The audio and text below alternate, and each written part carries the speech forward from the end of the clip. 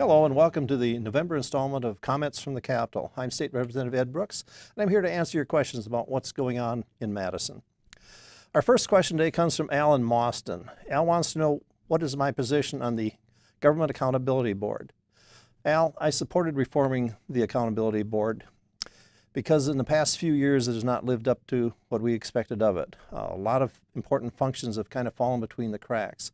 For instance, the statutes required the GAB to audit voter rolls between February of 2010 and 2014. They failed to do that. Nearly half the lifetime of the 10-year experiment, if you will.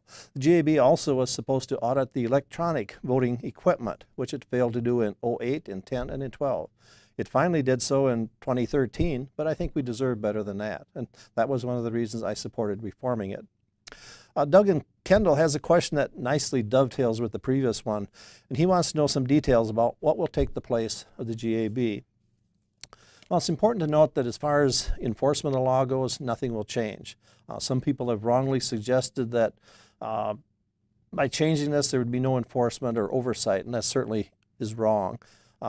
We will have two bipartisan boards, one that will deal with elections and the other will deal with ethics. Both will be bipartisan. The elections board will be made up of 3 people from each party, which will include 2 county clerks. The ethics, on the other hand, will be made up of 8 people, 6 of them partisan appointees and 2 additional judges. So there'll be an 8-person board that oversees the elections.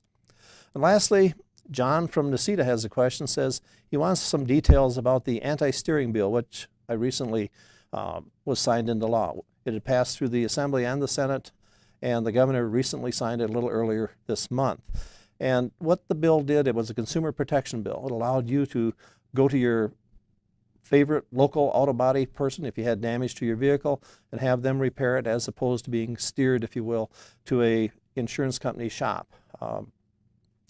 Insurance companies still have the ability to offer their preferred shops, but you have the ability as the customer to say, no, I want to go to Norm's down the street, or whatever place you're familiar with, where you have a comfort level as far as getting quality work done. And so in this sense, it's a consumer protection bill, if you will.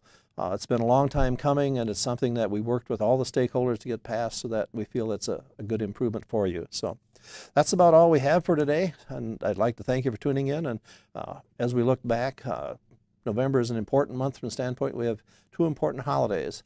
One is Thanksgiving, and of course the other, a little earlier in the month, is Veterans Day. And I hope that you have had a good Thanksgiving, and that you also maybe thanked all the veterans around you for their service to the country a little earlier in the month. So again, thank you for this report. We'll look forward to seeing you in December.